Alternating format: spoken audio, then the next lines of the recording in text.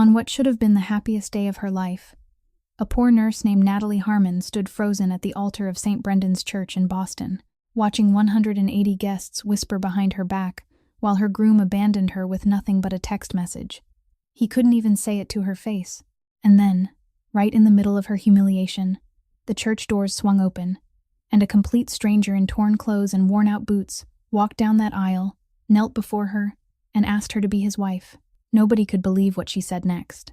But the real shock didn't come until 3 days later, when 6 black SUVs pulled up outside her crumbling apartment building, and Natalie discovered that the beggar she'd married wasn't a beggar at all. He was the most feared mafia boss in all of Boston. So who is this man, really? And why would he kneel before a broken bride he'd supposedly never met in his life? The answer will stay with you long after this story ends. Before we begin, hit that like button and subscribe so you won't miss a story like this one. Share this video with someone who still believes in second chances. And leave a comment telling us where you're watching from tonight. Now, let's go back to where it all began. To that cold Boston morning when Natalie woke up believing it would be the happiest day of her life. That morning, Natalie woke before the alarm even rang, as people do when they have grown accustomed to mornings that must begin very early if everything is going to get done. The first thing she did wasn't look in the mirror, nor did she think about the dress hanging behind the closet door. Instead, she went into the next room, sat on the edge of her sister's bed, and gently shook the girl's shoulder until she woke. Abby opened her eyes, still heavy with sleep, then broke into a smile when she remembered what day it was. Natalie took the blood pressure monitor from the drawer, wrapped the cuff around her sister's thin arm, and waited in silence for the numbers to appear, just as she did every morning, before writing them down in the small notebook beside the bed. She sorted the medication into separate compartments for each time of day, handed Abby a glass of warm water, and didn't rise until she had watched her swallow every pill. There are things an older sister does so often that they become instinct, requiring no thought, no reminder, and never a single word of complaint. Abby looked at her, her voice still hoarse from sleep, and told her that today she was allowed to forget about her for one morning. Today, she only had to be a bride. Natalie smiled, smoothed her sister's hair, and said she wouldn't forget, that she couldn't forget her for as long as she lived. The wedding dress hanging behind the closet door was covered in a thin plastic garment bag. She had paid for it in installments, a little each month, and the saleswoman had looked at her with an expression that held both pity and kindness when Natalie signed the payment agreement. The shoes beneath the closet were second-hand, bought from a consignment shop at the end of the street. The heels were slightly worn, but she had polished them until the leather gleamed. Natalie put on the dress in a room barely large enough for her to turn around, and Abby had to stand on the bed to pull up the zipper in the back. When the white fabric fell around her and brushed the floor, the two sisters stood in silence for a while. It was the silence of people who had lived with so little for so long that they were afraid to believe something beautiful might truly be happening to them. Then Abby hurried to the tin box on top of the closet, the one they had always called Mother's box, and took out a metal hair clip that had dulled with age. She said their mother had worn it on her wedding day and had asked that it be kept for her daughter. Natalie sat in the chair and turned her back to her sister, allowing the 15-year-old girl to clumsily fasten the clip into her neatly pinned brown hair. Abby's hands trembled, and she had to try several times before she finally managed it. When she said it was done, Natalie lifted her eyes to the mirror. In the old glass, stained in one corner, she saw a woman she almost didn't recognize. It wasn't because of the light makeup, and it wasn't because of the white dress. It was because there was something in that face that hadn't been there for many years. Hope. She rose and walked to the small shelf where her mother's photograph stood. In the picture, her mother was smiling. It had been taken when she was still healthy, before the long nights at the hospital began, and before envelopes filled with medical bills started sliding beneath the door of their home. Natalie reached out and gently touched the frame, then bent closer and whispered, "I did it, Mom. I kept Abby safe. I'm about to have a family. You don't have to worry about us anymore." She didn't cry. She had learned how not to cry a long time ago. She had learned that tears couldn't pay a single bill, and they couldn't make a sick person well again. But her throat remained tight for a long while before she finally straightened and turned toward her sister. Outside the window, the city was beginning to wake beneath the cold of the fading season. Abby put on her coat and wool hat, then asked if she was ready. Natalie looked around the cramped apartment that had sheltered them through the hardest years of their lives. She looked at the dining table, pushed against the wall, and at the notebook filled with blood pressure readings resting on the bedside cabinet. Then she nodded. She was ready. She believed that from this day forward, life would become a little easier, that there would be one more person to help carry the weight, and that her sister would finally have a real home. She took Abby's hand, and together the two sisters stepped through the doorway, closing behind them the small room where the happiest morning of her life had just begun. St. Brendan Church was filled to capacity that morning. But the moment Natalie stepped inside, she realized that most of the faces occupying the rows of pews belonged to the groom's side. On her side, there was only Abby, Mrs. Dottie, the owner of their boarding house, a few co-workers from her shift who had traded schedules so they could attend, and several empty seats that no one had come to fill. She stood at the far end of the aisle between the two rows of pews, holding her bouquet in one hand while the other rested lightly against her sister's arm, and she told herself that it was all right. Her family was small, but it was enough. Everyone who truly loved her was already sitting there. The priest waited at the altar, where 2 tall candles had just been lit, their flames still high and steady. The music began. Everyone turned to look at her. And in that moment, Natalie truly believed that all the hardship she had endured was finally coming to an end. But the place to the right of the altar remained empty. At first, no one gave it much thought. A groom arriving late was the kind of thing people often joked about at weddings. The priest smiled reassuringly and told her to remain calm, that the streets could sometimes be congested in the morning. Natalie smiled back, nodded, and stood there with her spine straight and the bouquet held against her chest. The music played through once, then began again from the beginning. The best man stepped into the side corridor with his phone pressed to his ear, came back inside, then went out again. He called once more, then again, and each time he returned, his face had grown a little darker. Natalie watched the candle. She saw that the wax near the top had begun to spill down the side, that the flame was lower than it had been before, and she understood that she had been standing there much longer than she realized. Soft coughs began to rise inside the church, along with the creak of wooden pews as people shifted in their seats, and the sound of someone whispering before falling abruptly silent when another person caught their eye. Abby stood close beside her, the girl's hand quietly searching for Natalie's and closing tightly around it. Mrs. Dottie sat in the front row and didn't take her eyes off Natalie for even a second. Then Brandon's mother rose from the front pew on the groom's side. She didn't look at Natalie and didn't say anything to anyone. She merely lifted her purse onto her shoulder and walked quickly toward the side door with the hurried steps of someone determined to leave before something happened. Several people from the groom's side stood and followed her. It was that moment, not the sound of a bell and not any formal announcement, but the sight of that woman's back moving farther and farther away, that told the entire church the truth. A murmur rose from the last rows and spread slowly toward the front, like water spilling over a bank. Natalie remained still. She felt her phone vibrating inside the small purse Mrs. Dottie had been holding for her. Natalie held out her hand, and the older woman hesitated for a moment before giving it back. Natalie unlocked the screen right there, between the altar and 180 people who were watching her in breathless silence. Brandon's message was very short. He wrote that he was sorry, that he couldn't sacrifice everything he had built for the sake of a wedding, that she was a good woman and deserved a different man. He wrote that he knew he was a coward, but he didn't have the courage to say any of it to her face. There wasn't a single word asking what would become of her after she walked out of that church. Natalie read the entire message. Then she read it again, more slowly this time, as though the words might rearrange themselves into a different meaning. She could hear the blood rushing in her ears. She could hear someone behind her let out a faint cry when they saw the color drain from her face. She didn't scream. She didn't throw the phone onto the stone floor. She didn't collapse the way people did in movies. She only lowered her hand very slowly, turned the screen face down against her palm, and straightened her back. She gripped the bouquet in her other hand so tightly that her knuckles turned white beneath her gloves. The priest stepped closer and gently asked whether she was all right. Natalie opened her mouth to answer, but no sound came out. And at that exact moment, a single tear slipped from the corner of her eye, traveled down her cheek, and fell onto one of the white petals. Only one tear. Then she lifted her head and looked straight ahead. Standing there in the dress she was still paying for, with her mother's hair clip fastened into her hair, surrounded by the murmuring voices of 180 people discussing her humiliation, and she refused to let herself fall in front of any of them.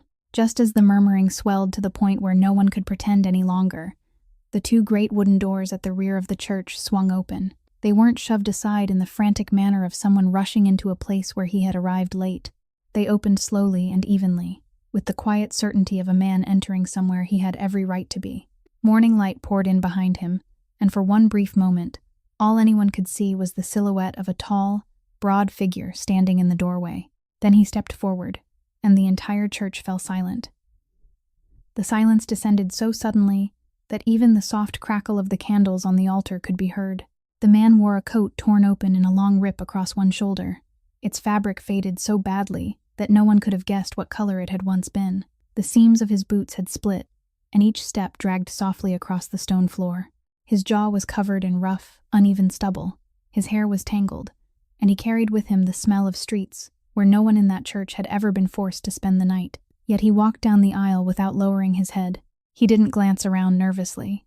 He didn't move aside for anyone. He walked as though every stone beneath his feet belonged to him, as though the 180 people staring with their mouths open were nothing more than empty chairs. And the strangest thing, the thing many who were there that morning would later repeat again and again without ever being able to explain it, was that no one dared stop him. Two men seated on the groom's side sprang to their feet as he passed. One of them reached out to block his way, his mouth already opening to shout. The stranger merely turned his head and looked at him. He didn't stop walking, and he didn't say a word. It was only one look from those steel gray eyes. The man froze halfway through the motion, his arm still suspended in the air, then slowly lowered it and sat back down without understanding why he had done so. The man beside him sat down as well. From that row onward, no one else stood. The stranger walked the entire length of the aisle beneath the silence of the whole church, and he stopped exactly one step away from Natalie. She lifted her eyes to him. The bouquet was still in her hand, and the tear on her cheek hadn't yet dried. Abby tightened her grip on her sister's hand, her whole body going rigid. But Natalie didn't step back. She had already spent the morning standing there and enduring everything they could put upon her, and there was nothing left she was afraid of losing. Then, before the eyes of everyone present, the ragged man lowered himself onto one knee on the church's stone floor. He did it slowly and carefully, like a man carrying out a ritual he had considered for a very long time, not someone surrendering to a reckless impulse. He raised his head and looked at her, and Natalie realized there was no pity in his eyes, none of the sorrowful condescension she had endured from hundreds of people all morning. He looked at her as though she were still whole. When he spoke, his voice was low and clear, without the slightest tremor, and it carried all the way to the final row of pews. He said that he didn't know her, that he had no ring to offer, no decent home to invite her into, and not a single relative sitting there to bear witness for him. He said that this morning he possessed only one thing, and it happened to be the very thing the man who had abandoned her in that church had never possessed. He would never allow her to stand alone like this again. Then he asked whether she would agree to become his wife. The church erupted. Cries rang out, chairs scraped across the floor, someone called for the priest, and women shrieked in astonishment. All of it crashing together and rising toward the vaulted ceiling. Someone leaped to his feet and shouted that the madman had to be dragged outside at once. Someone else began to laugh, believing it must be some cruel joke. Mrs. Dottie pushed her way forward from the first pew, clutched both hands around Natalie's sleeve, and pleaded in a violently trembling voice for her to think clearly, begged her not to do something she would spend the rest of her life paying for simply because one morning had broken her heart. But amid all that noise, Natalie heard nothing at all. She was only looking down at the man kneeling at her feet. There was no noise inside Natalie's mind at that moment. She thought about her entire life, and she realized that she had never once been reckless. She had always chosen the safest path, done the most sensible thing, endured more than anyone should have had to endure. She had abandoned her dream of continuing her education so she could stay home and care for her mother. She had taken extra night shifts instead of asking for anything for herself. She had loved a man with a degree, a future, and everything people said could guarantee a stable life, and she had watched every word and measured every step so she wouldn't do anything that might displease him. And that safe choice, that sensible choice, had abandoned her in the middle of this church that morning with nothing more than a text message. The man kneeling at her feet had nothing at all. No name she knew, no profession, not a single thing that could guarantee the promise he had made.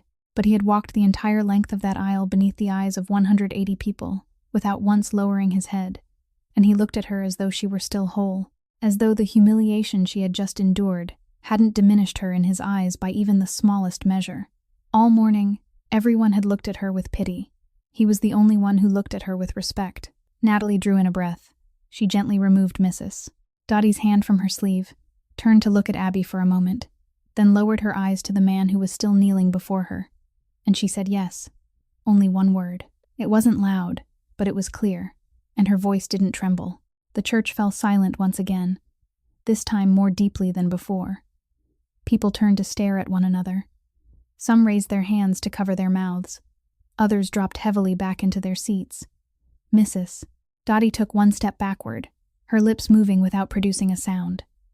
The man slowly rose. Something in the way he held himself seemed to soften, as though a burden he had carried for a very long time had finally been set down upon the stone floor. He turned toward the priest. The priest stood there with the prayer book held against his chest, studying the two people before him for a long time. Then he shook his head, his voice rough with regret. He said he couldn't perform the marriage, not because he was judging either of them, but because the documents in his hands bore another man's name, and the laws of the state required them to submit an application and wait several more days before a license could be issued. He told them that if they were sincere, they should go to City Hall, and when everything was legal, the doors of the church would still be open to them. The man didn't argue. He only asked the priest whether he might stand before that altar and speak his vow, even if there were no papers to make it official. The priest remained silent for a long while, then stepped back and gave a quiet nod. And so, before that altar, beneath candles that had burned down past the halfway point, while an entire church held its breath, two strangers turned to face each other. He spoke his vow first, plainly and without ornament, saying that from that day forward, he wouldn't allow her to face anything alone again, and that she might not believe him now, but he would give her time to learn that she could. Natalie listened, then spoke her own vow, saying that she didn't know who he was, but she wouldn't turn her back on the man who hadn't turned his back on her. Then he lifted his hand and removed the ring from his little finger. It was a dark steel ring, its surface worn smooth by many years of friction, so old that it appeared to have no value at all. He took Natalie's hand and slid the ring onto her fourth finger. It was slightly too large for her. She had to curl her finger to keep it from slipping off. And in the moment she touched that cold metal, Natalie had no idea that she had just accepted the most precious thing this man still possessed in the world. That afternoon, when Natalie brought the stranger back to her boarding house, Mrs. Dottie was already waiting at the foot of the stairs. She wouldn't let them go up. She stood across the first step, took hold of Natalie by both elbows, and spoke in the voice of someone who had lived long enough to understand just how cruel life could be. She asked Natalie to listen to her once. Just this once. She told her that she was in pain today, and people in pain often did things they spent the rest of their lives regretting. She told her that she didn't know who this man was, didn't know where he had come from, and that there was still a sick younger sister inside her home. Natalie let her finish. She didn't interrupt or show the slightest irritation. Then she took the old woman's thin hands in hers, gave them a gentle squeeze, and said, "I've spent my whole life thinking, Mrs. Dottie." She said she had counted every dollar, weighed every decision, and chosen the safest path at every turn. And that morning she had seen exactly where all that careful thinking had led her. She said that today she wanted to trust just once, only once. And if she was wrong, she would bear the consequences herself, because she didn't want to spend the rest of her life wondering what might have happened if she had said yes that day. Mrs. Dottie looked at her for a long time, her eyes reddened with tears, then stepped aside. But as the man passed her, she raised her head, looked straight into his face, and said that if he ever hurt this girl, then no matter how old she became, she would find him. He stopped. He looked at the old woman, lowered his head in the slightest nod, and replied that she would never have to look for him. The apartment was so small that when all three of them entered, there was almost no room left to move. Abby sat at her desk and looked up at the stranger with wide, curious eyes, but she wasn't afraid. She stood, politely held out her hand, introduced herself, then asked whether he was her brother-in-law. He shook the girl's hand, his large, rough palm closing carefully around her tiny one, and answered that if her sister agreed, then yes, he was. Abby smiled and told him that their home was very small, but the sofa was comfortable enough. Then she turned to fetch another glass of water for their guest, and when the sleeve of her long shirt slid up, the man noticed a small medical bandage near her elbow, a mark left behind by her regular treatments. He didn't ask a single question. but his gray eyes darkened, and for one brief moment, his jaw tightened so sharply that Natalie could see a tendon rise along his cheek. She was about to explain, but he had already looked away and accepted the glass from Abby, thanking the girl in a voice far gentler than the one he had used in the church that morning. That night, he slept in the living room. Natalie gave him the only pillow that was still in good condition, and he lay down on a sofa, shorter than his body, turned onto his side, and rested one arm across his chest. She closed the bedroom door, lay beside her sister, who was already sound asleep, and remained awake for a long time in the darkness, wondering what she had just done with her life. Near midnight, she got up to get a drink of water. In the faint light coming through the window, she saw that he was still lying there without a blanket, while the apartment was cold, because the old heater could only run at half capacity. Natalie stood watching him for a moment. Then she returned to the bedroom, took the only thick blanket the family had left, the one her mother had passed down to them, carried it into the living room, and gently spread it over him. She moved very quietly, trying not to wake him. But the instant the blanket touched his shoulder, his hand closed around its edge and held tight, his knuckles standing out in the darkness. He didn't open his eyes. He didn't say a word. Natalie remained there for a few more seconds, then returned to the bedroom.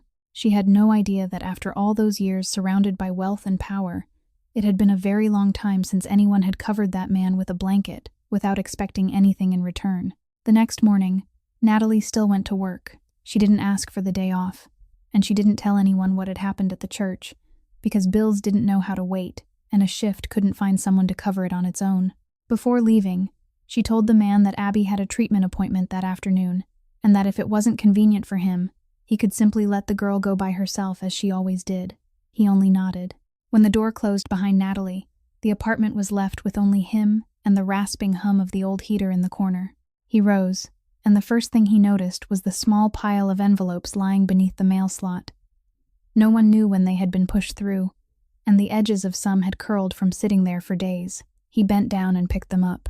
The name of a debt collection company was printed across the front, and inside were numbers that made him lower the papers onto the table very slowly after reading them, as though he were afraid they might tear beneath his fingers. He opened the refrigerator. It was nearly empty, holding only a few eggs, half a carton of milk, and a bag of vegetables whose tops had begun to wilt. On top of the cabinet sat a box of the cheapest instant noodles, already more than half gone. He stood there for a long time before the open refrigerator door, the man whose name made an entire city lower its voice, and he said nothing. That afternoon, he took Abby to her treatment. The girl looked surprised when she saw him putting on his coat to accompany her, then broke into a wide smile and said it had been a very long time since anyone had gone with her. They took a bus that ran across the city. Abby sat beside the window, her legs swinging above the floor, and talked for the entire journey. She told him about school, about the girl who sat beside her in class, and about how biology was her favorite subject, because she wanted to become a nurse like her sister when she grew up. Then she turned to him and asked whether he knew what kind of person her sister Nat was. He answered that he didn't know very much yet. So Abby told him. She told him that her sister worked 2 shifts, and that some mornings she came home when the sky was nearly bright, but still cooked porridge for Abby before allowing herself to sleep. She told him that Natalie had worn the same coat through several winters, even though the elbows were worn almost completely through, and still insisted it had plenty of life left in it. She told him that whenever they went to the grocery store, her sister picked up every item, turned it over to look at the price, then put it back down, and that the only things she bought without checking the price were things for Abby. Then the girl lowered her voice slightly, not because she was sad, but as though she were revealing a secret, and said that her sister had never bought anything for herself, not even once, and that the shoes she had worn to the wedding, the ones from the second-hand shop, were the first beautiful shoes she had ever owned. Then Abby smiled and said that her sister had looked so beautiful in the church that day, more beautiful than any bride she had ever seen on television. The man didn't answer. He turned his face toward the window and watched the rows of buildings slide backward behind them, remaining that way for a long stretch of the journey. Abby didn't notice.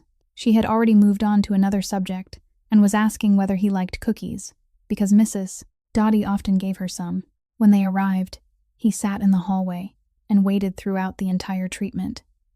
He didn't read anything, didn't call anyone, and only sat there watching the treatment room door. On the way home, Abby fell asleep against his shoulder on the bus, and he kept his back straight for the entire ride, so the movement wouldn't disturb her. That evening, Natalie came home after a shift that had lasted longer than expected. She opened the door with her shoulders aching from exhaustion, thinking only of washing herself and lying down. But the moment she stepped inside, she stopped. The apartment smelled of food. 3 plates had been arranged neatly on the table against the wall. A pot of soup still sent steam curling into the air, and sliced bread had been placed beside it.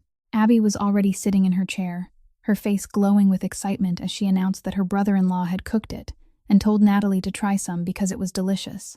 The man stood beside the stove with a dish towel still caught between his hands, and he said only one thing in a calm voice, that he had found a few things left in the refrigerator and had made something simple. Natalie remained motionless in the doorway. She looked at the pot of soup, at the 3 plates, and at her smiling sister. And suddenly, something inside her chest broke open. It wasn't because of the food. It was because she realized that it had been a very long time, so long that she couldn't remember when it had last happened, since someone had prepared a meal for her. From the day her mother died, Natalie had always been the one who cooked for others, cared for others, came home and opened the refrigerator to see what she could make for her sister. No one had ever waited for her to return with a meal already set upon the table. Her tears fell before she could stop them. She raised a hand to cover her face, turned away, and murmured an apology, saying she was only tired. Abby ran over and wrapped her arms around her sister. The man remained standing beside the stove. He didn't approach her, and he didn't offer a word of comfort. He only quietly pulled out a chair and waited for her to sit down. By the following day, the rumors had reached the hospital before Natalie did. She realized it the moment she stepped through the emergency department doors, when several co-workers who had been gathered together talking suddenly fell silent and drifted apart. Some looked at her with pity, while others pretended to be busy so they wouldn't have to greet her.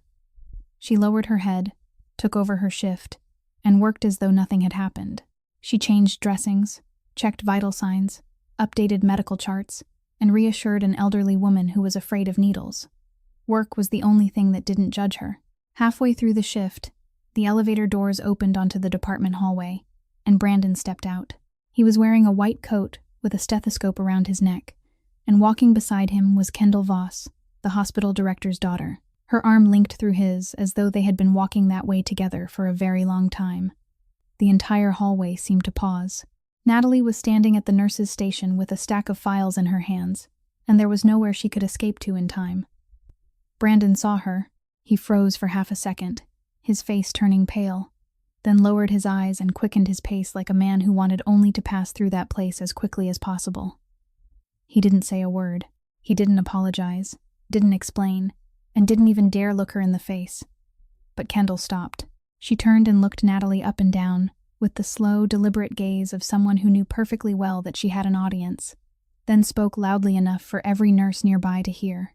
She said she had heard about what happened at the church, that everyone in the city had heard by now. She said she had been told that Natalie had barely been abandoned at the altar before she grabbed a homeless man off the street to take the groom's place, and that she had certainly moved quickly.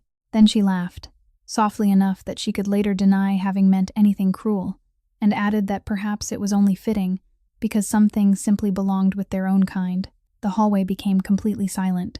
Some people turned their faces away out of secondhand shame. Natalie stood there gripping the files so tightly that the cardboard covers bent beneath her fingers. She didn't answer. She only looked directly into Kendall's eyes, gave the smallest nod as though she had just received an ordinary greeting, then turned and entered a patient's room, closing the door behind her. She completed every task that needed to be done in that room, with hands that remained perfectly steady. Only after her shift ended, when the hallway had grown quiet and nearly empty, did she slip into the emergency stairwell, close the metal door, and sit down on the cold concrete steps. There, alone, she finally allowed herself to cry. She cried without making a sound, both hands covering her face, her shoulders trembling in waves inside the stairwell, where the only other sound was the steady hum of the ventilation system. She cried because she had been abandoned, because she had become a joke, and because of the humiliation of knowing that the most painful story of her life was now being repeated over other people's lunches. Then she wiped her face, took several slow breaths until they became steady again, and stood. She still had to go home. Night had fully fallen by the time she left the hospital and caught the bus back to the boarding house. She got off at the end of the street and walked the remaining distance as she did every day, and that was when she saw it. A dark-colored car was parked close to the curb several buildings away from her home, its windows tinted so deeply that she couldn't see inside. Natalie slowed her steps. She remembered that the same car had been parked there the night before, and the night before that as well, when she had come home late from work. It didn't belong to anyone in the neighborhood. She knew that for certain, because no one there could afford a car like that. Her heart began to beat faster. The first thing that came to mind was the collection letters lying beneath the mail slot, and the calls from unfamiliar numbers that she hadn't dared answer for months. People said those companies had their own ways of reminding someone about a debt. She tightened her grip on the strap of her bag, lowered her head, and hurried toward the boarding house entrance. And there, beneath the flickering yellow light above the door, her husband was waiting. He wore his old coat with both hands tucked into the pockets, standing with the calm stillness of someone who had been there for quite some time. Natalie stopped, forced a smile onto her face, and asked why he had come downstairs. He didn't answer the question. He studied her face beneath the light, taking in her swollen eyes and the smudged makeup at their corners, then asked only one word: "Who?" His voice wasn't loud, but there was something in it that sent a sudden chill down Natalie's spine. She shook her head and said it was nothing, that the shift had simply been exhausting. He watched her for another moment. Then he didn't ask anything else. He merely reached out, lifted the bag from her shoulder, and opened the door for her to enter first. But after Natalie crossed the threshold, he remained on the porch for several more seconds, and his gaze turned toward the far end of the street, where the dark car was still sitting motionless in the shadows. That night, after Natalie had fallen asleep, the man remained seated on the sofa in the living room, staring into the darkness beyond the window, while memory carried him back to a rainy night many years before. The rain that night was bitterly cold, the last rain of the season slashing sideways across the streets on the south side of the city, the kind of rain that made people want to crawl beneath any roof they could find. The charity clinic occupied the ground floor of an old building, with clouded glass doors and a neon sign hanging above them, half its letters burned out. A few people were still waiting inside, an elderly woman with a persistent cough and a night shift worker with a sprained ankle. Then the door opened, and a homeless man stepped inside. He was soaked through, his coat torn to pieces, one hand gripping the opposite arm tightly, and wherever he walked, trails of water spread across the tiled floor behind him. The entire little room seemed to freeze. The elderly woman pulled her chair farther away. The man with the sprained ankle stood and moved to another seat. The receptionist looked at him, then toward the door, and hesitantly asked whether he had any identification, her voice already carrying the intention to turn him away. He didn't answer. He only stood there, tall, broad, and shivering with cold, with the look of an animal that had just escaped a trap, an animal accustomed to being stared at as though it had no right to exist in that place. Then a young nurse emerged from the back. She wore a uniform faded from too many washings, her hair tied high, her face marked by the exhaustion of someone who had been working since morning. She looked at his arm, and she didn't ask for identification. She didn't ask how he had ended up in that condition either. She only told him to come inside and held the door open for him. In the small room at the back, she switched on the desk lamp, pulled on a pair of gloves, cut away the fabric that had stuck to his skin, and began to work. He watched as she bent over his arm, saw her eyebrows draw together when the wound proved deeper than she had expected, saw her look up to ask whether it hurt badly before slowing her hands. She placed each stitch carefully and evenly, and as she worked, she spoke to him in the calm voice of someone trying to draw a patient's attention somewhere else. She told him that the rain was heavy that night, so the clinic was quieter than usual. She asked whether he had somewhere to sleep, and when he didn't answer, she didn't ask again. When she finished wrapping the bandage, she removed her gloves, stepped outside, then returned with a small paper package and placed it on the table before him. Inside was the sandwich she had brought for her own dinner. She pushed it toward him and told him to eat, because someone who had lost blood would become dizzy if he tried to stand on an empty stomach. Then she took a few coins from her pocket, placed them on top of the paper package, and said they were for the bus, because in rain like that, he shouldn't walk home. He stared down at those few coins for a very long time. In all his life, he had never seen such a small amount of money carry so much weight. He asked why she would do any of that for a man like him, someone everyone else had moved away from the moment he entered. The nurse was clearing the instruments from the tray when she looked up at him, and replied that every wound would heal eventually, as long as no one abandoned it. Then she told him to return in 3 days to have the bandage changed, and she turned away to continue her work without asking his name even once. He stepped back into the rain with the sandwich in his hand, and she had no idea about the truth that only he knew. The gash on his arm hadn't come from a fall or an accident. That night, dressed in ragged clothes so he could walk unnoticed through his own city, he had passed an alley where men were already waiting. They had expected a man in an expensive coat to step out of a car, not a homeless figure dragging himself through the rain. His disguise had delayed their recognition by only a few seconds, but those few seconds were all he needed to remain alive. He had walked for several blocks without daring to call anyone, because if someone had known exactly where he would be that night, then that person had to be someone very close to him. And when he could no longer keep walking, the only thing he saw was the half-burned neon sign of a charity clinic. From that night onward, everything in his life changed. He never traveled alone again. On every later journey, when he wandered through the city, there was always a shadow following silently at a distance, far enough away that no one would notice, the one person he could still trust, walking behind him through all those years like a reminder that he had nearly died because he had placed his faith in the wrong person. The next morning, Abby had already left early for school, and only the two of them were home when someone began pounding on the door. It wasn't a knock. It was the sharp edge of a hand striking the wood again and again, the kind of sound deliberately made so everyone in the hallway could hear it. Natalie had been folding clothes. She lowered her hands, and her face went pale before she even reached the door. She opened it only a crack. Outside stood a broad-shouldered man with the collar of his coat turned up, holding a stack of papers that he immediately shoved into the narrow opening. He loudly spoke her mother's name, announced the company he worked for, then said the account had been overdue for far too long, that they had sent letter after letter without anyone bothering to respond, and that he hadn't come there today to listen to more promises. He spoke loudly enough that several doors along the hallway opened slightly, then quickly closed again. Natalie stepped fully outside and shut the door behind her by instinct, protecting the inside of her home from being seen. She said that she knew that she wasn't trying to avoid anything, that she had managed to pay part of it that month, and that she was asking for more time. Her voice trembled. The man cut her off, asking how many times she had already said the same thing, and telling her that people had run out of patience with families who kept postponing their obligations like this. He raised the papers higher and began reading aloud the final lines, stating that someone would soon arrive to begin taking inventory of the belongings inside the apartment. Natalie wrapped one hand around her opposite elbow and said in a voice that was almost pleading that her younger sister was still undergoing treatment, and begged him to give them only one more month. At that moment, the door behind her opened. The man stepped into the hallway. He didn't speak at first. He simply moved between them, lightly placed a hand on Natalie's shoulder, and guided her one step behind him, gently, the way someone might pull another person away from the edge of a road. The debt collector looked up, took in the worn and ragged clothes on the man's body, and a flash of contempt crossed his face, the expression of someone who believed he had just encountered another person too insignificant to concern him. He bluntly asked who the man was. The man didn't answer. He only asked for the name of the company the collector worked for, and the name of his direct supervisor, his voice as calm as though he were asking when the next train would arrive.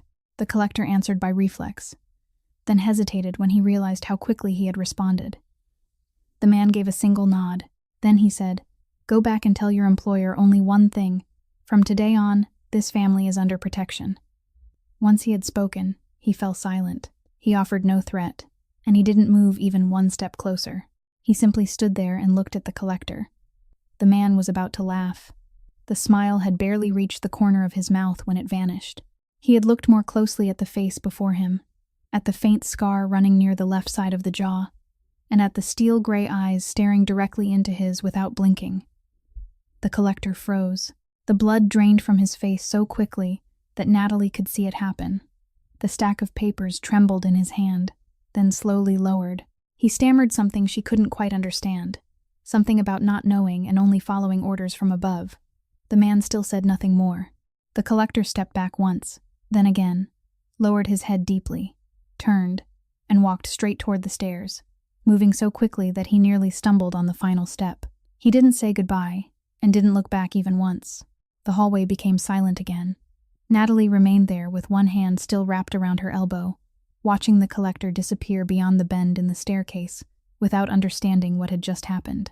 She turned toward the man standing beside her, looked at the tear in his coat near the shoulder, at the split seams of his boots, then raised her eyes to his face. She opened her mouth to ask him, but he had already turned back into the apartment, taken her coat from the hook behind the door, and held it out to her, saying that the waiting period was over and they should go to City Hall. The two of them had reached the courtyard in front of the boarding house when Natalie stopped to take a pen from her purse and sign the application she had filled out the night before, its final section still blank and waiting only for their signatures. She laid the paper across the lid of the old mailbox, bent down to sign her name, then handed the pen to him. And that was when she heard the engines. It wasn't the ordinary sound of traffic in this neighborhood. It was a low, heavy, steady rumble, several engines moving in the same rhythm. The kind of sound that made people lift their heads before they even had time to think. They appeared at the far end of the street. 6 black sport utility vehicles with darkened windows traveled close together in a precise line, and they didn't slow for the potholes the way every other vehicle that had ever crossed this street had done. They rolled forward, separated, then stopped in a wide arc around the courtyard, sealing off both the entrance and the exit. The entire block froze. The woman selling goods on the corner stopped in the middle of what she was doing. The men repairing a car across the street lowered their wrenches. On the balconies above, people leaned out, then fell silent. Every vehicle door opened at once, and the sharp, dry sound of them closing struck like a command. Men in dark suits stepped out, divided to either side, and formed 2 lines along the walkway, their hands clasped before them, not one of them speaking. They didn't glance around. They looked in only one direction. Natalie stood motionless beside the mailbox, the pen still caught between 2 fingers, the application bearing only her signature. She instinctively stepped back half a pace, and at that exact moment, the door of the vehicle in the center opened. The man who emerged last was tall, with graying hair, somewhere past 40, dressed in an immaculate tailored suit, with a long black coat draped over one arm. He didn't hurry. He walked between the rows of men standing rigidly on either side, and every one of them bowed his head as he passed, but he didn't stop for any of them. He went straight to the man wearing the coat torn at the shoulder and the boots split at the seams, stopped exactly 1 step away, then bowed his head very low. He offered the coat with both hands and said, "Mr. Calloway, it's time." The air in the courtyard seemed to thicken. That name fell into the crowd and began to spread. Someone behind the fence released a sharp breath. A woman on the second-floor balcony raised a hand to cover her mouth. Whispers raced along the street from one person to another, moving faster with every second, like flame catching dry paper. In this neighborhood, and throughout this city, no one ever spoke that name aloud. People said it by lowering their voices, by looking around before opening their mouths. It was a name tied to docks, rows of warehouses, and companies no one fully understood but everyone knew better than to become involved with. It was the kind of name that, once it entered a story, usually meant that someone would disappear from the city before the story was over.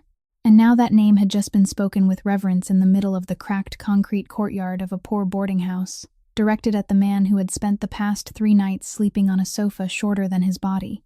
The man accepted the coat. He placed it over his shoulders, and when the black fabric settled over him, concealing the torn clothes beneath it, something changed. Not in him. His posture remained the same, and so did his eyes. What changed was the way the entire street looked at him. Natalie didn't move. She stared at the coat, at the rows of bowed men, at the 6 vehicles blocking every way out, and everything that had happened over the past 3 days began to rearrange itself inside her mind into a different order. The look on the debt collector's face that morning, the way no one in the church had dared stop him. The pen slipped from her fingers and fell onto the concrete without her noticing.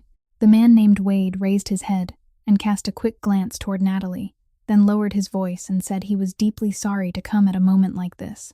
But Mr. Calloway had made no contact for 3 days, and someone had used that absence as an excuse.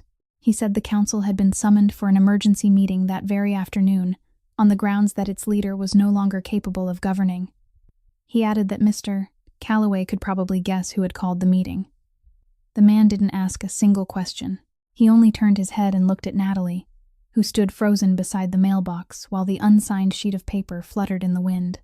And for the first time in 3 days, she saw something in those gray eyes that looked like regret.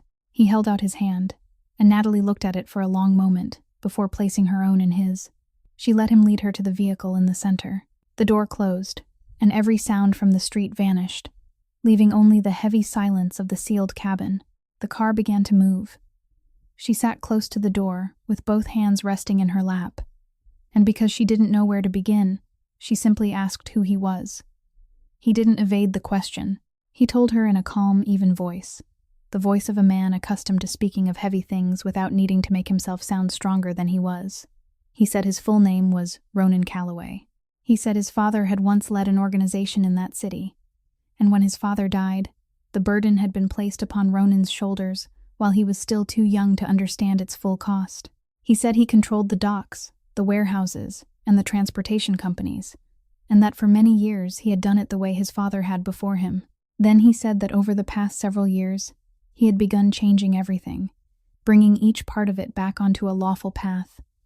And he added that this was precisely why someone within his own family wanted him gone.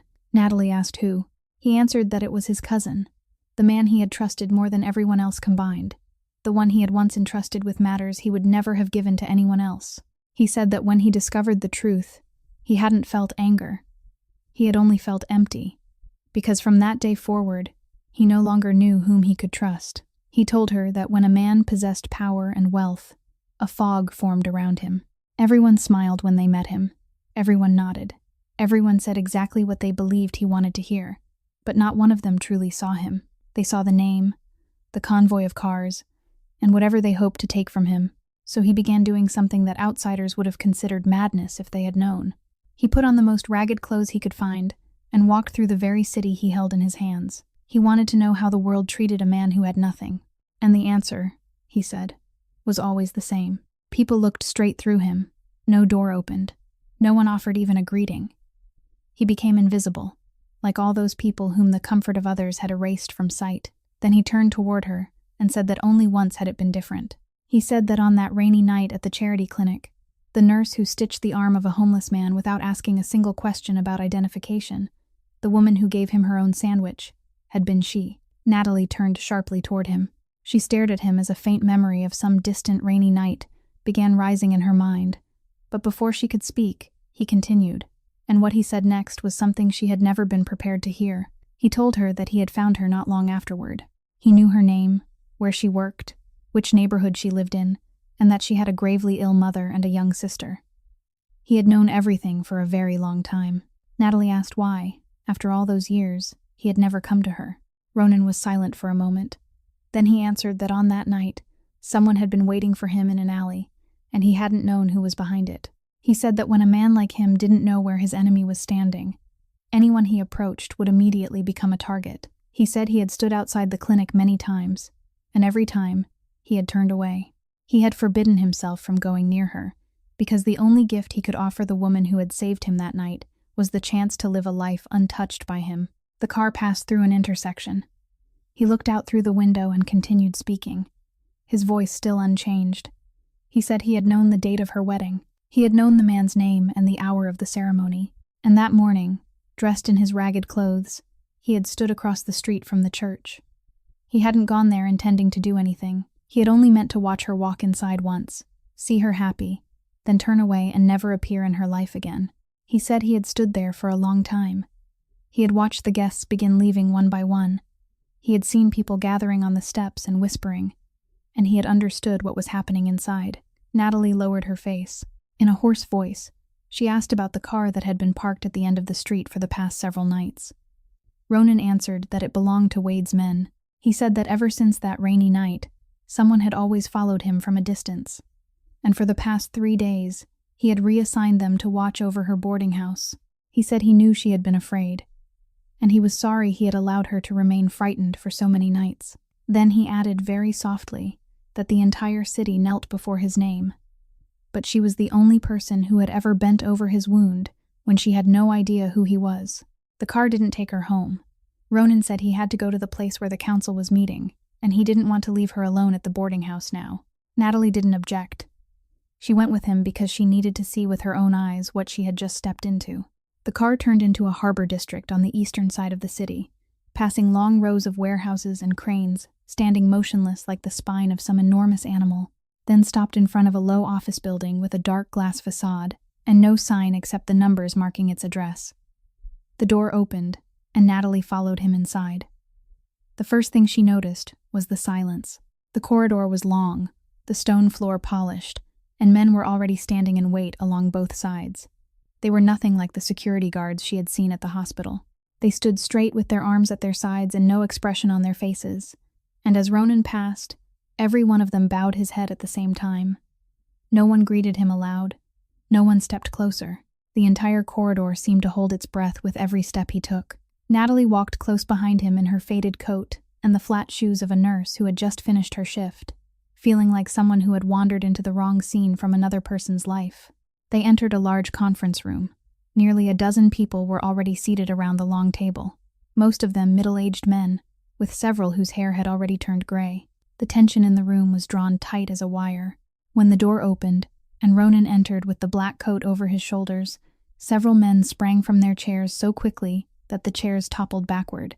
Some turned pale, others hurriedly stood and bowed. It was clear they had been told that their leader was no longer there. Ronan said nothing about the council, didn't ask who had called the meeting, and didn't look toward the empty chair at the end of the table. He simply sat down and began with something entirely different. He asked about the loading division in the northern warehouse district. One man rose, his voice unsteady, and began reporting figures. Ronan allowed him to finish, then placed a thin file Wade had just given him on the table, and said that for the past several months, the wages of the dock workers there had been reduced before reaching their hands, and that the papers in the file made it very clear whose pocket had received the difference. The room fell silent. The man began to tremble. He said it was a misunderstanding, that he would provide a full explanation, that those workers were only temporary laborers, and therefore their wages had been calculated differently. Ronan didn't raise his voice. He only asked whether those workers had children attending school. The man fell silent. Ronan continued in the same even tone, saying that in their line of work, people could fight over many things, but there was one thing he would never allow anyone to touch, and that was the money earned by working people. Then he said that from that day forward, the man would have no connection to any part of the organization, that every amount withheld would be repaid in full to every worker within the week, and that if even 1 cent was missing, Ronan would ask again. He made no threat. He said nothing more about the consequences, but the man stood there with a bloodless face and both hands gripping the edge of the table, and not one person in the room dared speak a word in his defense. 2 men stepped forward, and he left the room without daring to look back. Natalie stood by the door and witnessed everything. 2 forces were struggling inside her. One part of her could see clearly that the man had deserved what happened, and she understood that Ronan had just defended workers who had no one else to defend them. But another part of her went cold, because she had just watched a man erase someone else's entire life, with only a few calm sentences in a room where no one dared object. This was his world. This was the world she had agreed to enter 3 days ago without knowing anything about it. By the time they left the building, dusk had begun to settle. Ronan stopped on the steps to speak briefly with Wade, and Natalie walked ahead toward the car. She had taken only a few steps when a woman emerged from the shadows on the other side of the walkway and approached her. The woman appeared to be middle-aged, wore a long coat, and had her hair tied neatly back. She held out a badge bearing a federal emblem, showing it only long enough for Natalie to see. She gave her name quickly, then said she knew who Natalie was, knew where she worked, and even knew about the application Natalie had signed that morning. She said the woman standing before her was a nurse with no criminal record, someone who had never done anything wrong in her entire life, and that in only a few days, she had tied her own name to the most dangerous name in the city. She said that ship would sink sooner or later, and when it did, the people standing closest to it would be the first to go down. Then she handed Natalie a business card and told her she had 2 choices. She could cooperate with them, tell them what she had seen, and they would make certain that she and her sister remained outside everything that was coming. Or she could remain silent and sink with him. After saying that, the woman stepped back, told Natalie to think carefully, then disappeared into the darkness before Ronan reached the final step. That night, when they returned to the boarding house, Natalie didn't go inside right away. She stopped in the hallway outside the apartment, and when Ronan reached the landing, she held out the business card for him to see. She told him everything, leaving out not a single word. Told him that a federal agent had stopped her at the foot of that building, that the woman knew who she was, knew where she worked, and even knew about the application she had signed that morning. She told him the woman had said this ship would sink sooner or later, and that the person standing closest to it would be the first to go down. Then her voice broke. She said she had never done anything wrong in her entire life. She said Abby was all she had, and that if anything happened to her, there would be no one left in the world to take the girl to her treatments, no one to sign her papers, no one at all. She said that afternoon she had stood in that room and watched him erase a man's entire life with only a few sentences, and she no longer knew where she stood in that world. Then she pulled the steel ring from her finger. She held it in her palm for a long time before extending it toward him. She said she had married a man who possessed nothing, and she had been ready to live a life of poverty beside him. But she didn't know whether she had enough courage to be the wife of a man who possessed everything in this way. She said she was sorry.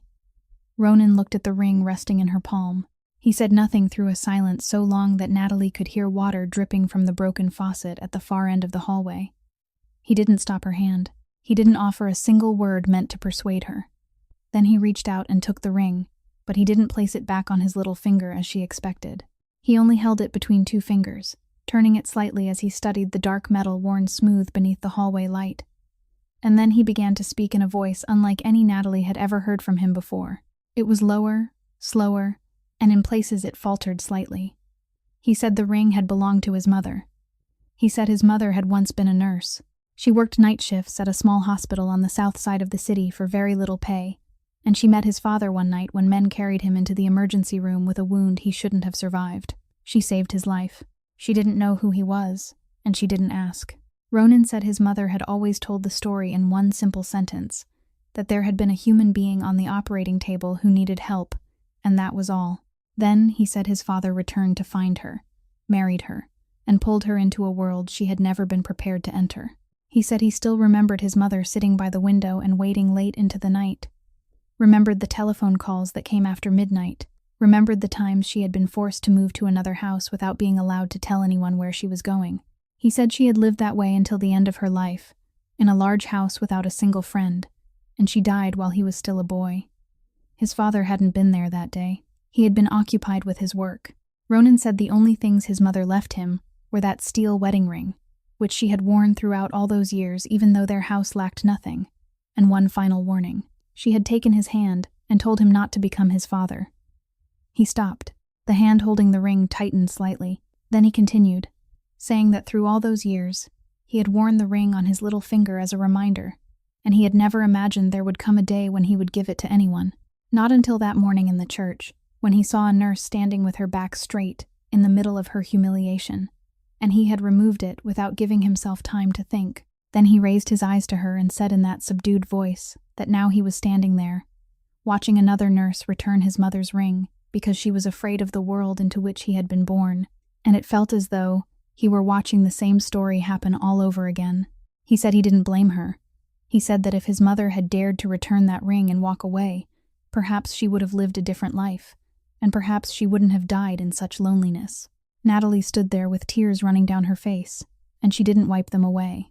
She reached toward him, trying to say something, but he took her hand, placed the steel ring back into her palm, and closed her fingers around it. He told her to keep it. He said his mother had once warned him never to give that ring to anyone who desired what he possessed, but to give it to the person who dared return it. Then he added that he demanded nothing from her, and if she wanted to leave, the door would remain open. But for as long as he remained in that city, no one would be able to harm her or Abby. After saying that, he turned and walked down the stairs, his footsteps fading through the hallway, leaving Natalie standing alone with the ring clenched tightly in her hand.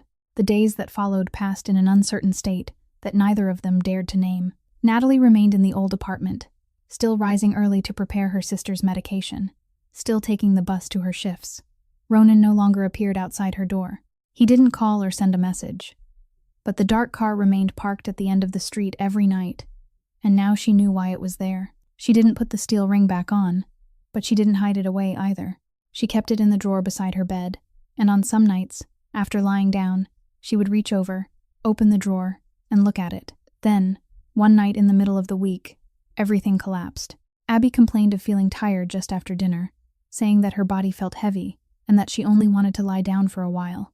Natalie checked her readings, saw the number on the screen, and felt her hands turn cold. She called an ambulance, wrapped a blanket around the girl, and held her throughout the journey to the hospital. In the emergency department, Natalie stood against the wall and watched her own co-workers treating her younger sister. And for the first time in all her years as a nurse, She understood what the families of the patients she had so often comforted must have felt. When Abby's condition had been temporarily stabilized, the attending physician asked Natalie to step into the hallway. He didn't speak indirectly because he knew she worked in medicine. He told her that the girl's kidney function had declined more quickly than expected, that the current treatment plan would only sustain her for a while longer, and that the only thing capable of truly changing her future now was a transplant. He said Abby's records had been on the waiting list for a long time, and that this new change in her condition would be reviewed so her priority could be raised according to proper procedure. Then he paused and added what both of them had already known before he said it. The waiting list was very long. Waiting was a wall no one could climb merely by trying harder. Natalie nodded. She thanked him. Her voice sounded so calm that even she was surprised by it. Then she returned to the hospital room. Abby was awake, lying on her side with her hair damp and clinging to her temple. When she saw her sister, she tried to raise one hand. Natalie sat on the edge of the bed, held that hand between both of hers, then bent down and kissed the back of it. Abby asked what the doctor had said. Natalie told her that he said she would be moved higher on the priority list, and that for now, they only needed to keep her healthy and wait. Abby was silent for a moment after hearing that. Then she quietly told her sister not to worry, because she was going to be all right. She said she already felt much better than she had that afternoon. She forced her lips into a smile, the kind of smile a child uses to reassure an adult, and said that once she was well again, she still wanted to continue studying biology because she still intended to become a nurse like her sister. Natalie smiled back, nodded, and told her that yes, she would. She remained there until the girl fell asleep again, still holding her hand and never pulling away. Only after she stepped into the hallway and the hospital room door closed behind her did her legs finally fail her. She leaned against the wall and slowly slid down until she was sitting on the cold tile floor, both hands wrapped around her head. Everything came rushing over her at once. The morning she had stood in the church reading the message from the man she had intended to spend her life with. The cracked concrete courtyard with 6 black vehicles and a name the entire city lowered its voice to speak. And now the room behind her, where the last person she had left in the world was lying. She had lost her mother. She had lost that man. She had even lost her faith in everything she had once believed was certain. And now the only thing she had left in this world had been placed on a list that she could do nothing to move any faster. She cried without making a sound, her shoulders trembling in the empty hallway where only the steady hum of machines drifted from the hospital rooms. She didn't know how much time had passed before she wiped her face and raised her head. And then she saw him. Ronan was sitting at the far end of the hallway, on the long plastic bench reserved for patients' families, his elbows resting on his knees, his black coat folded beside him. She didn't know when he had arrived. He didn't come closer. He didn't ask questions or offer words of comfort. He made no promises about money or power. He simply sat there, close enough for her to know she wasn't alone, yet far enough away to give her peace. Natalie looked at him for a long time across the empty hallway. Then she lowered her head onto her knees and began to cry again, but this time it was different, because she had finally understood the true meaning of what that man had said when he knelt before her in the church. He hadn't promised her a home. He hadn't promised her wealth. He had promised only one thing, that he would never let her stand alone. And that night, as daylight slowly began to fill the window at the far end of the hallway, he was still sitting there. The next morning, Wade arrived at the hospital carrying a document case. He didn't open it immediately. He looked at Natalie sitting on the plastic chair, then turned toward Ronan and asked whether he should speak there. Ronan told him to go ahead, because the matter concerned her more than anyone else. Wade sat down, opened the case, and began. He said that, following Ronan's orders, they had assigned people to review every medical debt recorded under the name of Miss Harmon's mother. He explained that when they compared the treatment records with the billing statements, they discovered an enormous discrepancy that couldn't be explained. Many charges had been listed more than once.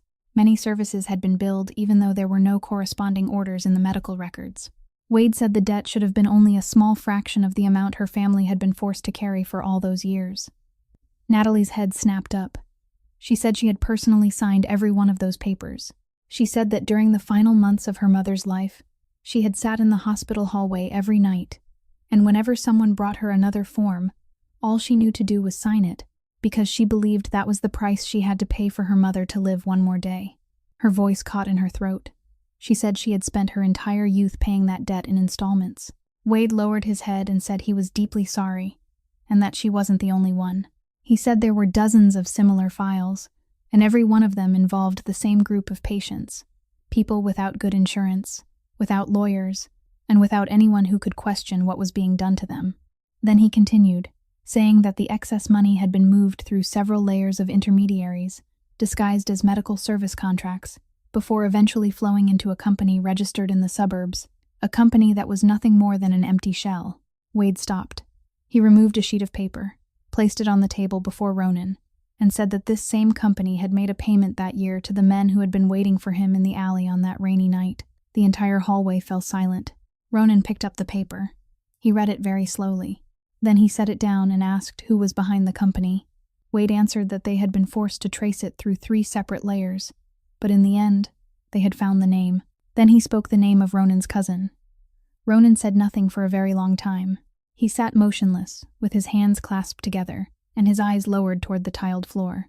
He had suspected that man throughout all those years, but suspicion wasn't evidence, and in Ronan's world, no one could move against a man who carried the Calloway name on instinct alone. He had waited endlessly for the final missing piece, and that piece had just been placed before him, not by investigations at the docks, not by the men he paid to gather information, but by a stack of debt notices lying beneath the door of a poor apartment. Ronan turned toward Natalie. He told her that he had spent all those years searching for the person who wanted him dead and had never found him, and that if he hadn't walked into the church that morning, he would never have learned who that person was. He said she had saved his life once on that rainy night, and now she had saved him a second time without even knowing it. Natalie sat in stunned silence. Wade added that the scheme inside the hospital couldn't have survived for so long unless someone at the top had known about it and chosen to look away, and that the name appearing most often on the approvals was the hospital director's. Natalie looked up at him. She knew exactly who that was. She had seen his daughter in the hallway of her department only a few days earlier.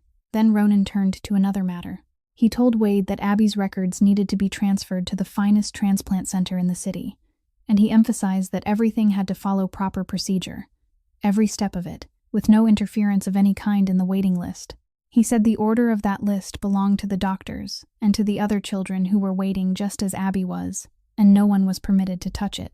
The only thing he wanted was for the girl to be monitored by the best specialists, to receive the fullest treatment possible while she waited, and for the family never to worry about a single bill. He instructed Wade to arrange it through the foundation and made it clear that every expense had to be transparent on paper. Natalie asked which foundation he meant. Wade looked at her, then told her its name. It bore the name of a woman followed by the surname Calloway. He added that it was the foundation named after Ronan's mother, established many years earlier to support small medical facilities throughout the city. Then he mentioned something else that he himself didn't consider important, that among the facilities the foundation had kept open through all those years was the charity clinic on the south side of the city, where Natalie still worked on weekends. Natalie turned toward Ronan.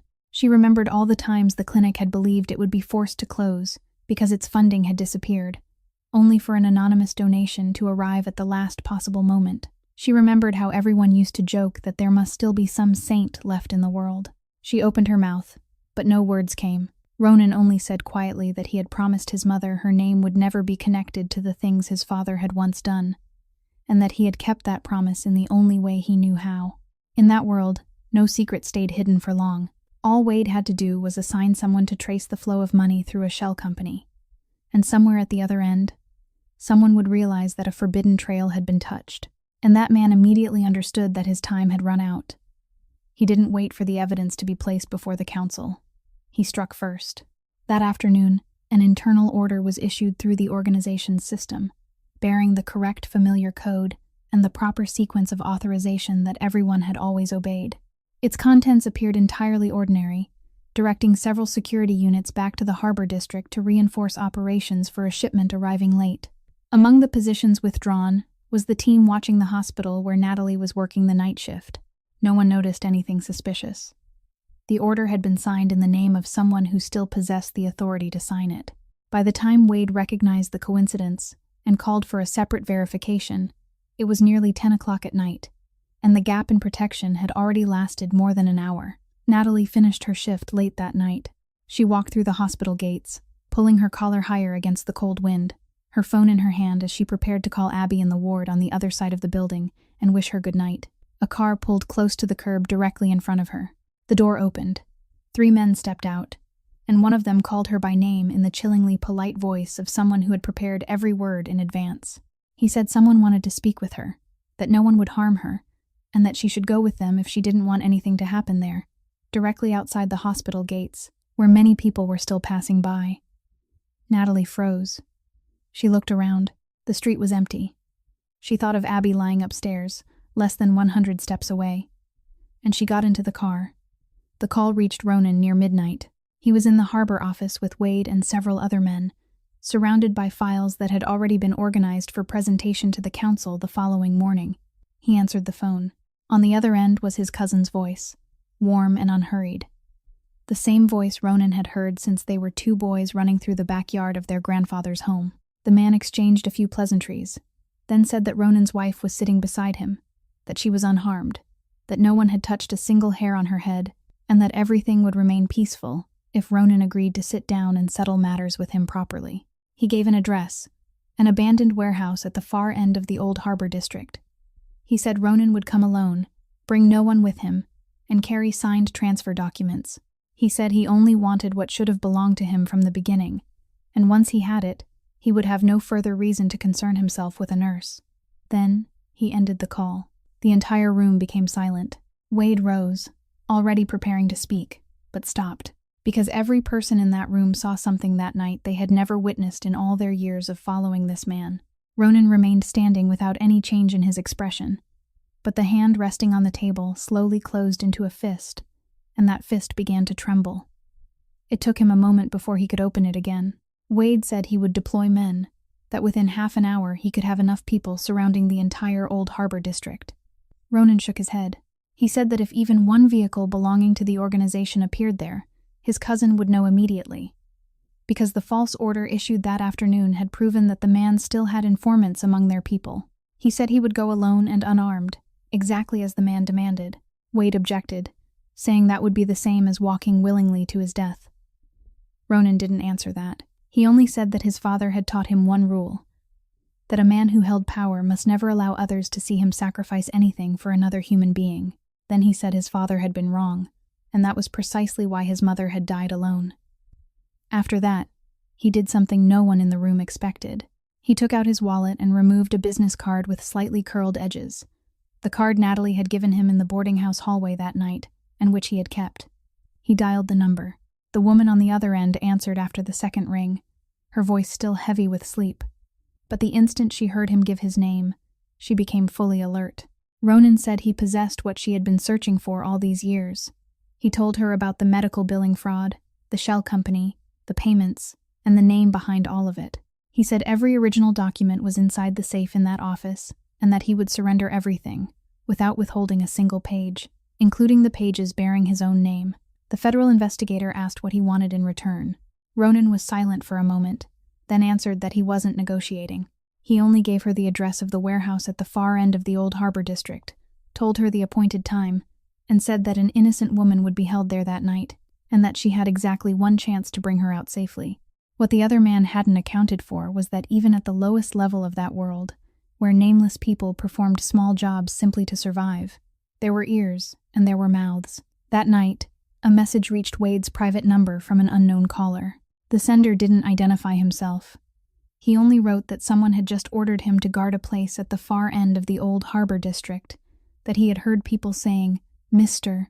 Calloway's wife was being held inside, and he included the exact address of the warehouse, along with the number of men present and the positions where they were stationed.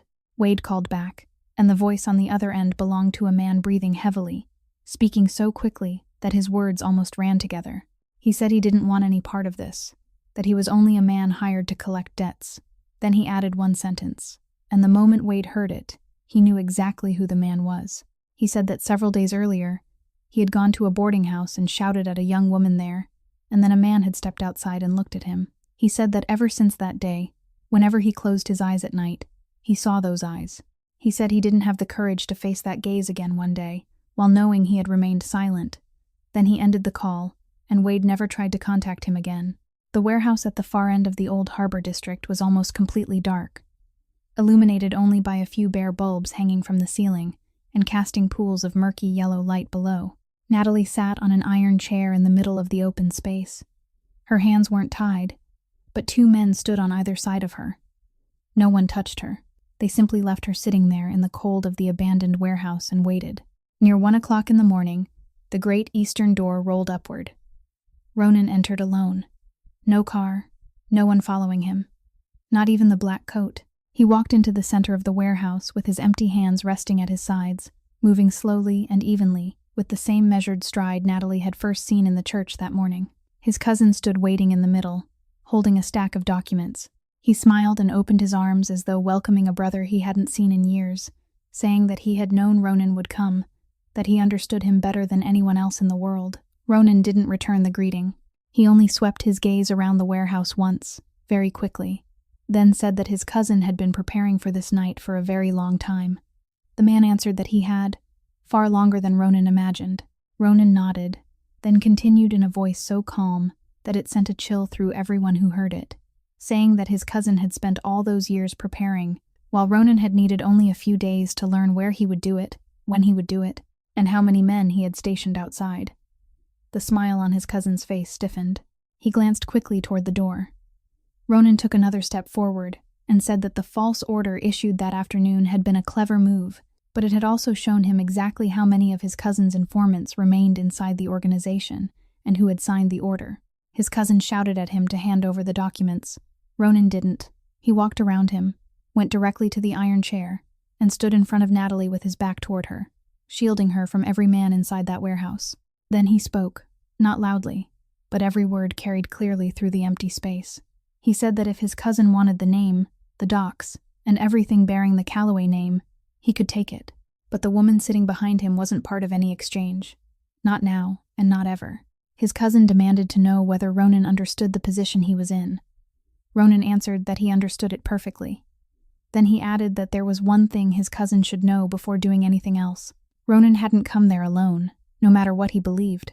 At that exact moment, the entire warehouse blazed with light. Headlights flooded in from 3 directions at once, cutting through gaps in the doors and sweeping across the rows of empty shelving. A voice thundered from loudspeakers outside, ordering everyone inside to remain where they were and raise their hands. The great western door rolled upward, and federal agents poured into the warehouse, while behind them Wade and his men sealed every route leading toward the docks. Not a single shot was fired. Everything ended so quickly that the guards barely had time to understand what was happening. Ronan's cousin stood rooted to the floor in the center of the warehouse, the stack of documents slipping from his hand, and he stared at Ronan with the expression of a man who had just realized he had stepped into exactly the place the other man had wanted him to enter. He asked how Ronan could possibly surrender himself to them. Ronan looked at him and answered that there were some things he no longer wished to keep. Then he turned around. Natalie had risen from the iron chair. She looked at him amid the sweeping headlights and the voices calling across the warehouse, then stepped forward and threw her arms around him, burying her face against his chest, as she wept like someone who had been pulled above the surface, after believing she had already drowned. In the weeks that followed, the city witnessed a chain of events the newspapers called the largest scandal in the local healthcare system in many years. Ronan's cousin was indicted on a long list of charges, and only when the case files were opened before the court did people begin to understand the full scale of the medical billing fraud that had operated quietly for so long.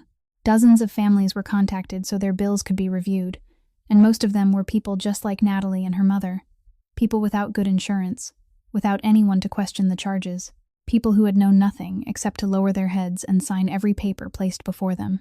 The hospital director was suspended during the first week, then removed from his position, and later prosecuted alongside several other members of the administration.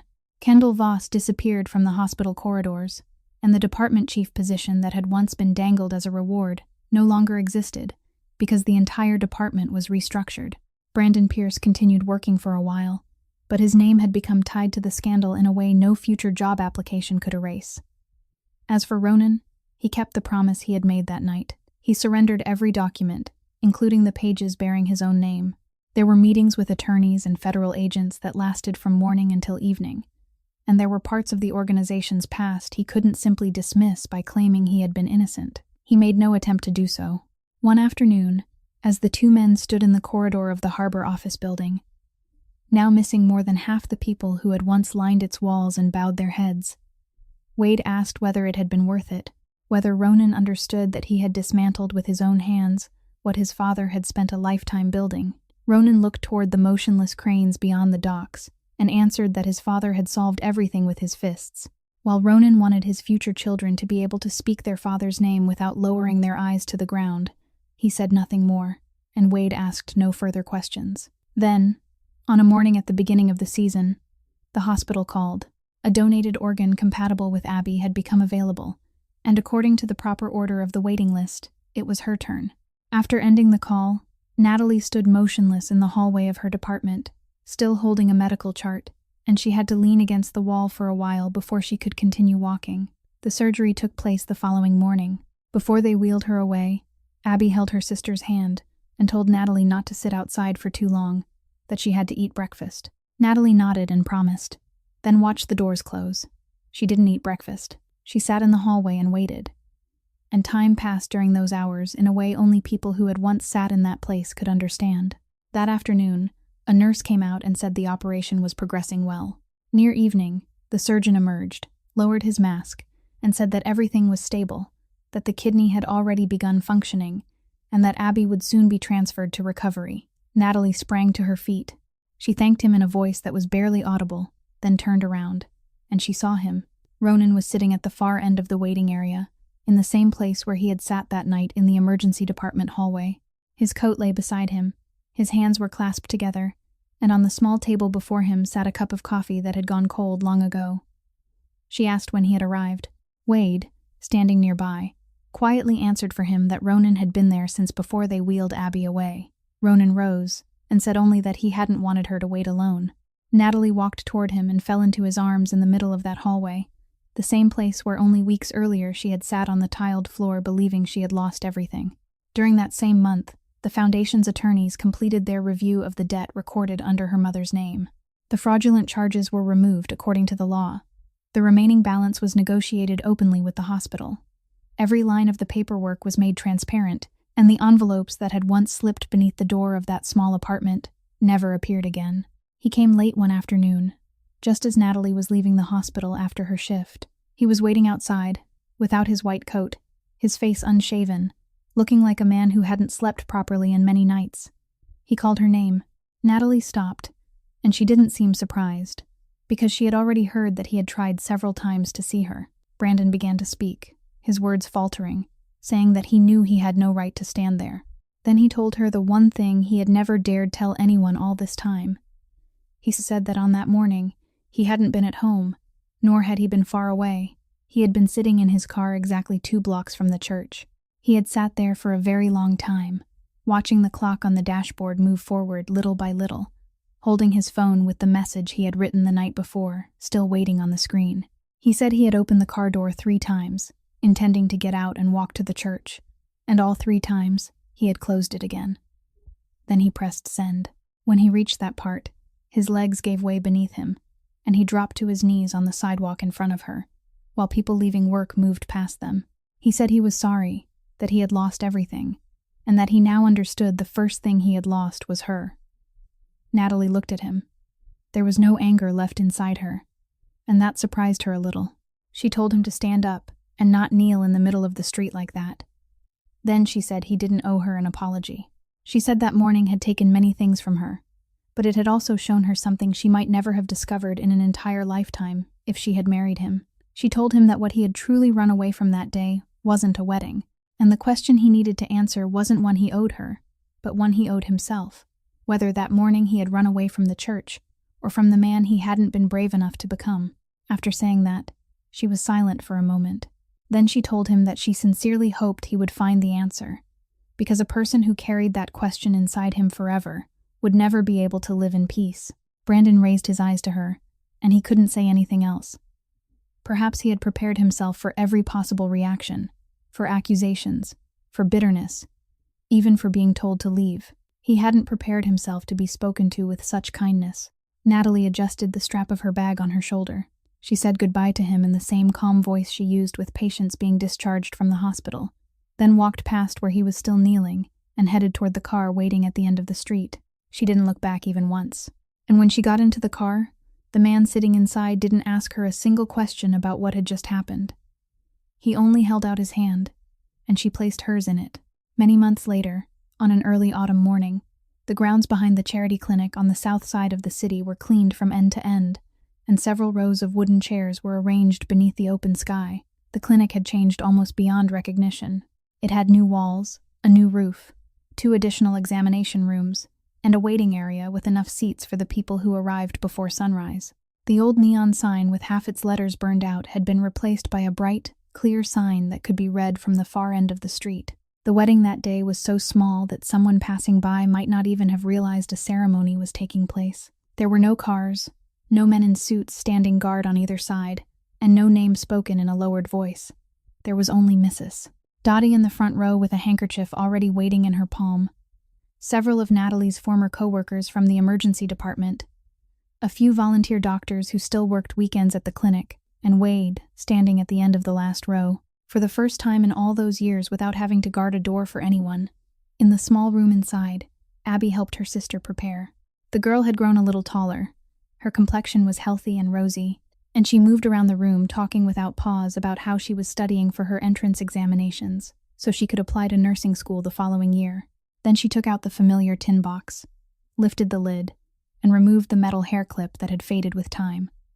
This time, her hands didn't tremble. She fastened the clip neatly into her sister's hair on the first try, stepped back to admire her work, and said that Natalie looked beautiful, and that if their mother could see her, she would be so happy. Natalie took her sister's hand, and the two of them stood quietly together for a while before the small mirror. When she stepped outside into the sunlit courtyard, the man was waiting at the far end of the aisle between the 2 rows of wooden chairs. He wore a simple suit, nothing that would draw anyone's attention. And as he watched her walk toward him, those gray eyes held the same expression they had carried that morning in the church. No pity, only respect. Their vows were brief this time, and this time they had every legal document, every required signature, and everything else they had lacked before. On Natalie's 4th finger remained the same dark steel ring, old and simple, its surface worn smooth by the years. Later, people would sometimes ask why the wife of a man bearing the Calloway name wore such an ordinary ring when she could have chosen anything she desired. Natalie would only smile, and she never explained. As for Ronan, it took him nearly 2 more years to complete every procedure, to transform each part that could be transformed, to close down everything that couldn't, and to accept responsibility for what belonged to the past. On the final day of that process, when he signed the last document and set down his pen, he remained seated for a very long time in the empty room, because for the first time in his life, he could speak his true name anywhere, without anyone needing to lower their voice, and without having to lower his own eyes to the ground. Their story had passed through so much pain before reaching that morning, and perhaps what remained after everything was something very simple. The worth of a human being has never been found in the clothes they wear, the car they drive, or the number in their bank account. It is found in the way they treat those who can offer them nothing in return. A small act of kindness, given when no one is watching, and no one is there to give us credit, will always find its own way back to us, sometimes after many years, at the exact moment when we believe we have lost everything. And in the darkest hours of a person's life, what we need most may not be someone who comes to solve every problem for us, but simply someone willing to remain, so we don't have to stand alone. If today's story touched your heart, please press the like button, share this video, and subscribe to our channel so we can continue listening together to more meaningful stories every day. How did you feel about Natalie and Ronan's story? Please leave a comment below, because we truly hope to hear the feelings that come from deep within your heart. May you and your family always enjoy abundant health, peace, and happiness every day. Goodbye, and we'll see you again in the next video.